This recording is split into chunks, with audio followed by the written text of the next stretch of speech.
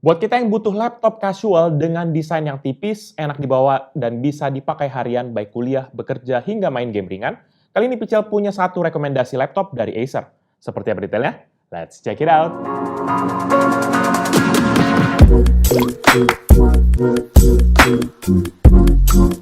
Halo guys, balik lagi bersama Pichel, dan kali ini Pichel lagi-lagi kedatangan laptop dari Acer dengan seri Swift, yaitu Acer Swift 3 SF31442 dengan spesifikasi sebagai berikut. Prosesor AMD Ryzen 7 4700U, RAM 8GB DDR4X Dual Channel, storage NVMe 512GB, GPU AMD Radeon Vega Graphics 512MB, layar 14 inci 8-bit dengan resolusi Full HD dan juga refresh rate 60Hz. Secara umum, model Swift dari Acer mengusung konsep desain yang tergolong slim dan juga stylish. Dengan dimensi 32,3 x 22 cm dan ketebalan hanya 1,5 cm, serta bobot yang hanya 1,2 kg, membuat laptop ini tergolong ringan untuk penggunaan harian. Bodi laptop ini berbahan metal magnesium aluminium alloy, walaupun begitu masih sangat terasa banget flex, terutama di daerah panel bagian depannya, dan ada juga flex ringan di area sekitar keyboardnya. Pada panel depan hanya terdapat satu motif warna, yaitu silver dengan tekstur yang agak sedikit kasar, dan juga ditemani dengan logo Acer di bagian tengah dengan glossy finish yang cukup stand out, walaupun secara warna hampir sama dengan warna panel depan pada umumnya. Fokus ke bagian dalam, di area sekitar keyboard masih mempergunakan model yang sama dengan panel depan, dan untuk area bezel mempergunakan bahan plastik berwarna hitam dan tekstur yang lebih kasar dan ditemani dengan logo Acer berwarna silver glossy finish di bezel bagian bawah. Beralih kepada bagian I/O port, untuk model Swift, Acer memilih untuk memasang beberapa port esensial saja di dalam laptop ini. Pada sisi kanan terdapat satu Kensington lock, dua LED indikator untuk power dan juga charging status, satu port USB tipe A 2.0, dan satu port combo audio jack 3,5 mm. Pada sisi kiri disematkan port charger, satu port USB Type-C 3.2 Gen 2 dengan support sebagai DisplayPort dan juga power delivery, dan berikutnya ada satu port Full HDMI, satu port USB Type-A 3.2 Gen 1.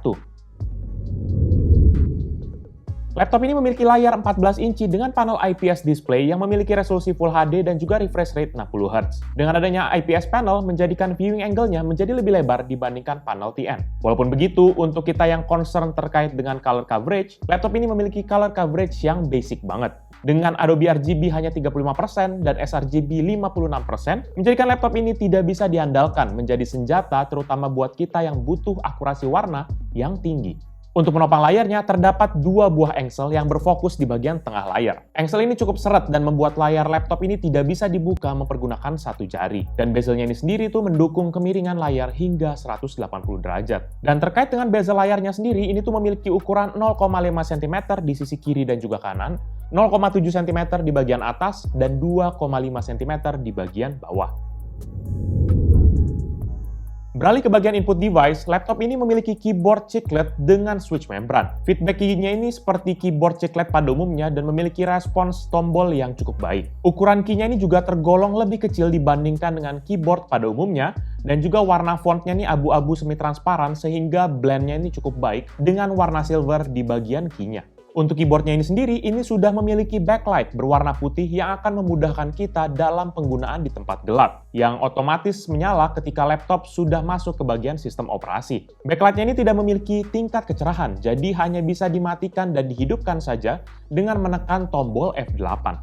Beralih kepada touchpad, untuk ukurannya sendiri adalah 10,5 x 6,2 cm dan sudah support smart gesture. Untuk memudahkan kita dalam sign in kepada laptop, ada juga sensor fingerprint di sisi kanan, tepatnya di bawah tombol panah. Untuk konfigurasinya, kalian bisa setting langsung dengan mudah di Windows Hello Fingerprint pada menu sign in options seperti biasa ya. Secara performa, mesin penggerak pada laptop ini tuh sudah cukup mumpuni. Dilengkapi dengan prosesor dari AMD Ryzen 7 4700U yang memiliki 8 inti fisik tanpa dilengkapi dengan inti virtual, yang juga sudah menggunakan arsitektur 7 nanometer. Ini tuh membuat laptop ini cukup bisa diandalkan sebagai rekan kerja teman-teman sekalian. Ditambah lagi, prosesor ini tuh memiliki base frekuensi 2 GHz yang bisa turbo boost hingga 4,2 GHz. Dan juga TDP-nya ini sendiri hanya 15 Watt. Membuat laptop ini tergolong hemat daya walaupun dengan konsekuensi performa yang juga dibatasi. Untuk menguji performa pada laptop ini, Pichel lakukan serangkaian pengetesan mempergunakan beberapa aplikasi dan juga game seperti biasa. Yang pertama yaitu Cinebench R20 dan Acer Swift 3 SF31442 mendapatkan skor sebesar 2019 poin. Berikut ini merupakan perbandingan dengan laptop dan PC yang Pichel pernah review.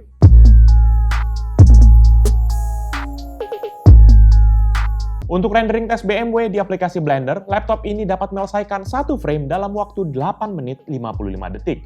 Berikut ini merupakan perbandingan dengan laptop dan PC yang Pichel pernah review.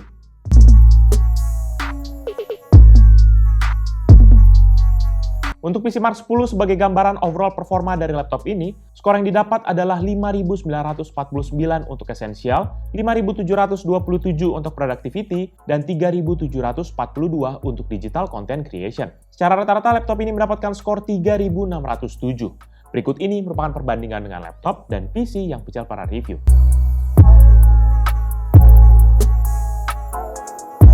Untuk melihat performa GPU-nya, kita akan jalankan 3D Mark Time Spy dan hasilnya untuk CPU mendapatkan skor 3.509 dan GPU-nya adalah 910, sehingga secara rata mendapatkan skor 1023. Berikut ini merupakan perbandingan dengan laptop dan PC yang Pichel pernah review.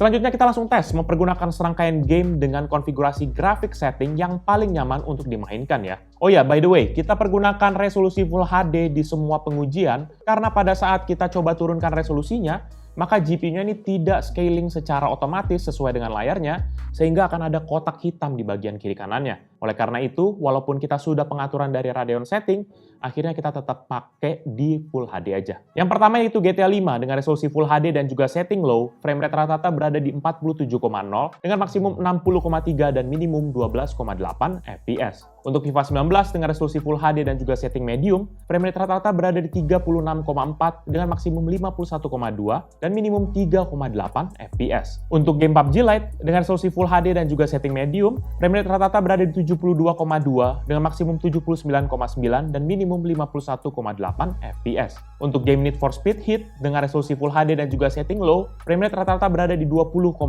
dengan maksimum 25,4 dan minimum 14,5 fps. Untuk game CSGO dengan resolusi Full HD dan juga setting medium, frame rate rata-rata berada di 59,5 dengan maksimum 84,3 dan minimum 38,5 fps. Untuk game Valorant dengan resolusi Full HD dan juga setting medium, frame rate rata-rata berada di 121,7 dengan maksimum 168,9 dan minimum 20,8 fps. Untuk game Pro Evolution Soccer 2021 dengan resolusi Full HD dan juga setting medium, frame rate rata-rata berada di 51,4 dan maksimum 59,4 dan minimum 35,9 fps. Untuk game The Sims 4 dengan resolusi Full HD dan juga setting medium, frame rate rata-rata berada di 48,5 dengan maksimum 72,7 dan minimum 1,3 fps. Game terakhir yaitu Dota 2 dengan resolusi Full HD dan juga setting medium, frame rate rata-rata berada di 83,9 dengan maksimum 103,7 dan minimum 50,8 fps. Untuk final test, Pichel jalankan Adobe Premiere mempergunakan Pichel Premiere Benchmark. Dan hasilnya laptop ini berhasil merender project 15 klip 4K dengan format H264 dan juga preset high quality 4K dalam waktu 21 menit 39 detik. Berikut ini merupakan perbandingan dengan laptop dan PC yang Pichel pernah review.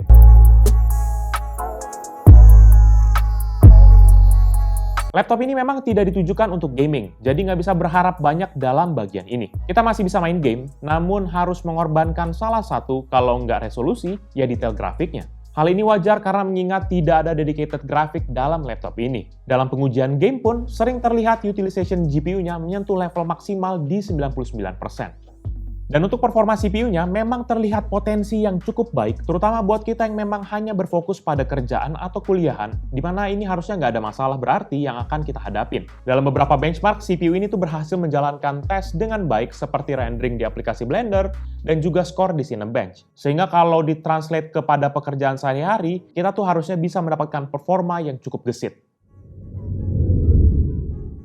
Dari sisi audio, laptop ini sudah dilengkapi dengan speaker stereo yang terletak di sisi bawah, tepatnya di bagian kiri dan juga bagian kanan laptop. Suara yang dihasilkan masih pada level rata-rata laptop pada umumnya.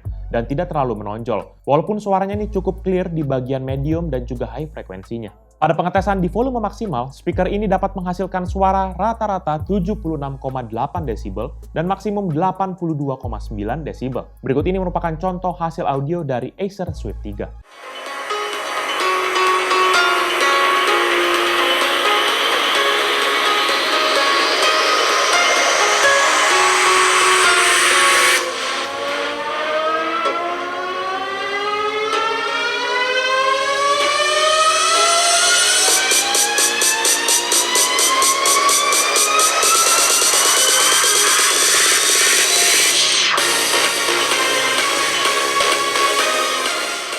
Untuk webcam, laptop ini dapat merekam video dengan resolusi 720p, 30 fps, dan juga 0,9 megapiksel untuk foto yang ditemani dengan sebuah LED hijau di sebelah webcam untuk menandakan apakah webcam ini sedang aktif atau tidak. Kualitasnya ya biasa aja, dan terdapat noise yang jelas terlihat dalam banyak kondisi.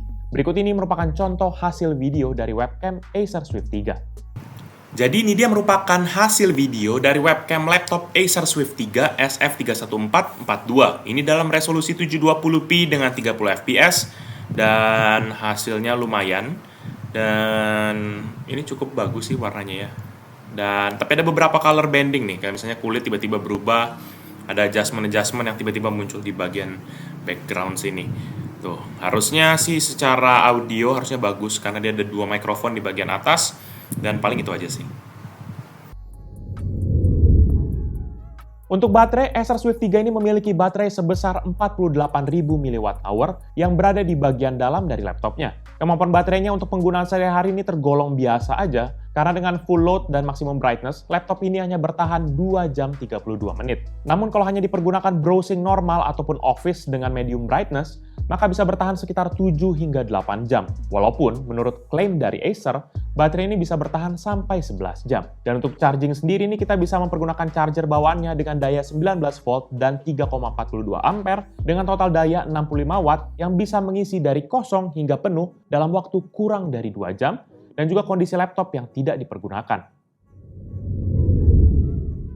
Untuk upgrade, kecenderungan dari laptop tipis adalah keterbatasan opsi upgrade-nya juga. Dan kecenderungan tersebut memang terlihat di laptop ini. Di bagian memori, laptop ini tidak bisa di-upgrade karena sudah tersolder di motherboard-nya dan juga tidak ada port RAM kosong untuk opsi upgrade-nya. Dari sisi storage, hanya disediakan satu port NVMe yang saat ini tuh sudah terisi dengan NVMe dari Samsung sebesar 512 GB.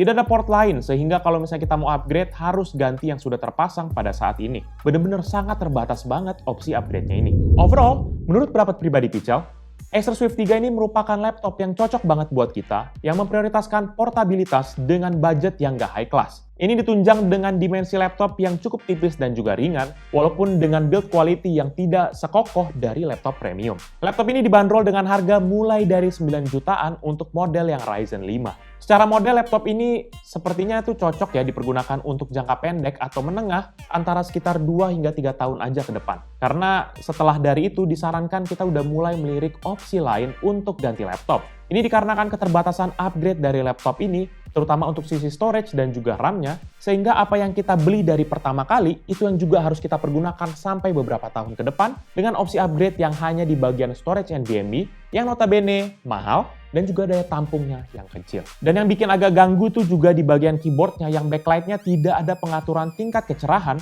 sehingga jika kita pergunakan di tempat yang lumayan gelap, maka bisa jadi terang banget nih backlight-nya. Dan ini akan lebih cerah dibandingkan dengan layarnya. Ini bisa mengakibatkan jadi sakit mata, terutama mata cepat lelah kalau kita pakai dalam kondisi lama. Walaupun begitu, kita nggak bisa pungkiri kekuatan utama dari laptop ini difokuskan pada prosesornya, yaitu AMD Ryzen 7 4700U, yang walaupun hemat daya, namun masih memiliki kemampuan untuk mengimbangi aplikasi-aplikasi yang umum kita pergunakan pada saat ini. Kalau kita kuliah ataupun kerja yang nggak butuh spek macam-macam, ini bisa jadi alternatif yang menarik banget. Apalagi ditunjang dengan desain yang classy dan juga terlihat premium. Jadi paling itu aja review dari Pichel kali ini terkait dengan Acer Swift 3 SF31442. Buat kalian berminat dengan produk ini atau mau cek produknya, kalian bisa cek di description yang Pichel akan cantumkan di bawah ini. Dan buat kalian sudah menonton dan juga suka akan video ini, pastikan kalian hit like dan juga kalian share kepada teman-teman kalian. Tapi kalau kalian nggak suka, kalian bisa langsung dislike aja video ini. Kalian juga bisa pertimbangkan untuk subscribe agar bisa mendapatkan informasi mengenai video-video dari Pichel berikutnya. Dan kalian bisa juga kunjungi sosial media kita, yaitu Facebook, Twitter, dan juga Instagram. Dan juga kita sudah punya website, jadi kalian bisa langsung datang aja ke pichelmediagroup.com. Jadi itu dia video dari Pichel kali ini. Thank you guys for watching. I'll see you in the next video. Bye-bye.